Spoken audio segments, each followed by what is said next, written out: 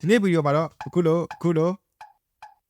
ဖောက်လန်းလေးတွေကိုဘယ်လိုမျိုးရှာဖွေရမလဲဘယ်လိုမျိုး download ချရမလဲဘယ်လိုမျိုးသုံးရမလဲဆိုတော့ကျွန်တော်ဒီနေ့မှာသင်ပြမှာဖြစ်ပါတယ်အရင်ဆုံးကျွန်တော်ရဲ့ channel လေးကို subscribe မလုပ်ရသေးဘူးဆိုရင်ဒီအောက်က subscribe button လေးကိုဒီဗီဒီယိုလေးကိုအဆုံးထိကြည့်ပြီးလို့ကိုယ့်အတွက်အကျိုးရှိတဲ့တခုတက်မြောက်သွားတယ်ဆိုရင်ကျွန်တော်ရဲ့ဗီဒီယိုလေးကို like လေးနှိပ်ခဲ့ပြီးလို့ရပါတယ်ကဲကျွန်တော်တို့ဗီဒီယိုလေးဆက်လိုက်ကြအောင် Okay ကျွန်တော်တို့စာရေးဖို့အတွက် tab to asset တိုက်တွေကိုကျွန်တော်နှိပ်ပါမယ်အဲ့ဒီက test မှာဒီမှာကျွန်တော်ထောက်ပြီးတော့ကျွန်တော်ကြိုက်တဲ့စာရေးလိုက်ပါကျွန်တော် channel နာမည်လေးပဲရေးလိုက်ပါမယ် back Okay အကြောင်းဒီမှာရေးပါမယ်ဒီမှာအဝိုင်းအောင်လေးပဲလောလောဆယ်ထားလိုက်ပါမယ်နော်ဟုတ်ကျွန်တော်မြတ်ပြထားတဲ့ဘက်မှာတော့ကျွန်တော်ဒီမှာ font လေးရှိတယ်ဗောနော်ဒီမှာဒါသူ့ original ပါပြီးသား font လေးဒီမှာဆို marble font လေးပါတယ်ဒါသူ့မှာ original ပါတဲ့ font လေးနည်းနည်းလေးပဲဗောနော်အဲ့ဒီမှာကျွန်တော်တို့ကြိုက်တဲ့ font တွေကိုကျွန်တော်ထပ်ထည့်မယ်ဗောနော်အရင်ဆုံးကျွန်တော်တို့ font တွေထည့်ဖို့အတွက် font တွေအရင်ဆုံး download ဆွဲဖို့လိုပါတယ် Okay ကျွန်တော်တို့လိုချင်တဲ့ font တွေကိုဘယ်ကသွားရှာမလဲဆိုတော့ကျွန်တော်ဘာပဲလို့ Google ပါ Google မှာကျွန်တော်တို့ dot font ဆိုပြီးရိုက်လိုက်ပါဒီမှာအပေါ်ဆုံးမှာတွေ့ပါလိမ့်မယ် dot font ဆိုတာအဲ့ဒီထဲမှာကျွန်တော်တို့ဒီမှာဒီဘက်ထောက်လေးမှာ search font လေးရှိပါတယ်အဲ့ဒီမှာကျွန်တော်တို့လိုချင်တဲ့ font ကိုသွားရိုက်ထည့်ပါအခုကျွန်တော်တို့ဒီမှာခက်စားနေတဲ့ဒီ squid game ပေါ့နော် game of squid အဲ့ဒီ font လေးကျွန်တော်ရှာမယ် game of squid ဆိုရှာလိုက်ပါမယ်ဒီမှာကျွန်တော် font လေးပေါ်လာပါပြီဒါ squid game ရဲ့ font ပုံစံလေးပေါ့နော်အဲ့တော့ဒီဘက်မှာကျွန်တော်တို့ download ဆိုတဲ့ folder လေးရှိတယ်အကောင်နှိပ်လိုက်ပါ Okay ဒါဆိုရင်ဒီမှာ download ဆွဲဖို့ပါပြီကျွန်တော်နောက်တစ်ခု download ထပ်ဆွဲပါမယ်ဒီတစ်ခါကျွန်တော်တို့ Harry Potter font လေးရှာကြည့်မယ် wait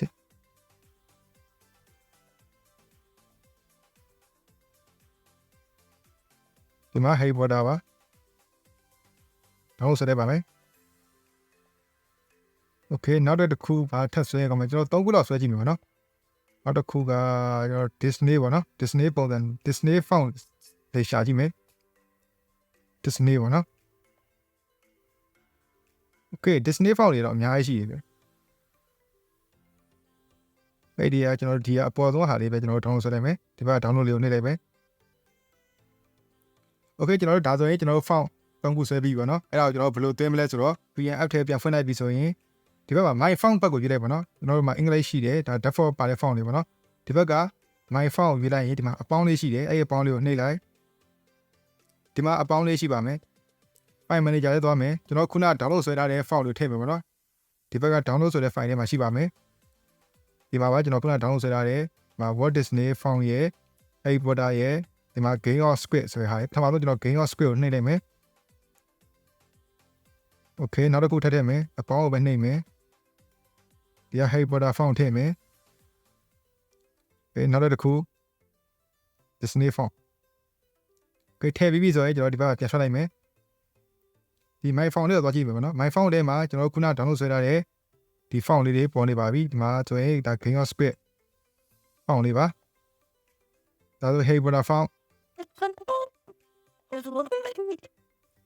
ဒါတော့ Walt Disney font ပါ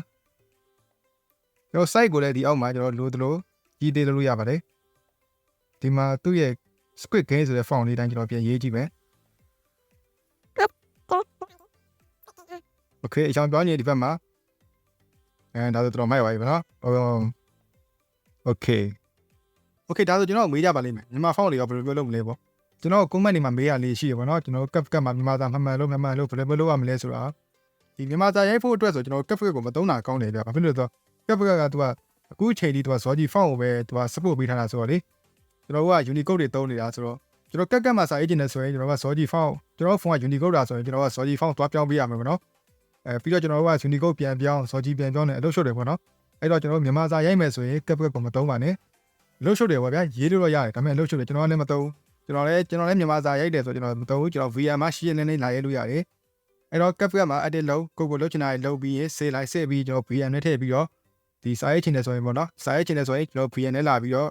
ကျွန်တော်အခုလိုရိုက်တာပိုကောင်းပါလေမြန်မာ font တွေကတော့ခုန website မှာမရှိဘူးပေါ့နော် Okay Play Store မှာ zip font ရတယ်ပေါ့နော်မှာ zip font 3ဆိုတာရှိတယ် Okay ကျွန်တော်တို့ကတော့ flip Okay ကျွန်တော်တို့ကတော့ flip I too lost is the thing to do. Wait zip font 3ဆိုတာလေးကို down လိုက်ပါ Okay open ဖွင့်လိုက်ပါမယ်ဒီမှာ permission တွေပေးလိုက်ပါနော်သူတောင်းတဲ့ permission တွေပေးလိုက်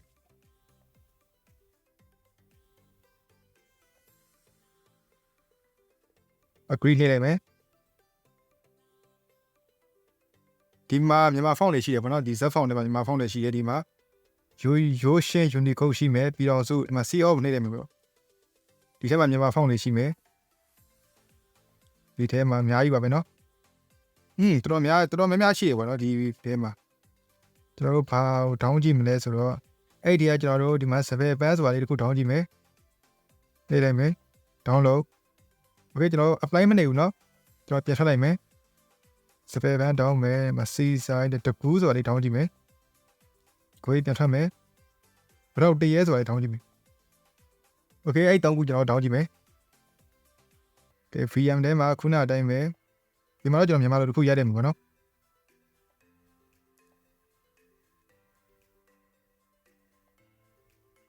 ဘာတော့ရှင်းကြပါစေလို့ကျွန်တော်ကိုရိုက်လိုက်မယ်အချောင်းလေးပြောင်းလိုက်မယ်နော်ကျွန်တော်ရဲ့ဗီဒီယိုကအချူဖြစ်နေတော့ကျွန်တော်ဒီမှာရှင်းနေရှားဖြစ်အောင်အဝါလေးပြောင်းလိုက်မယ်โอเคဒါဆိုရင်တော့ဒါသူ့ UO font ပေါ့နော်သူ့ရဲ့ original ပါတဲ့ UO font ခုနအတိုင်းပဲကျွန်တော် my font မှာသွားပြီးတော့ဒီကအပေါင်းနှိပ်မယ်ဒီမှာအပေါင်းထပ်နှိပ်မယ် file manager သွားမယ်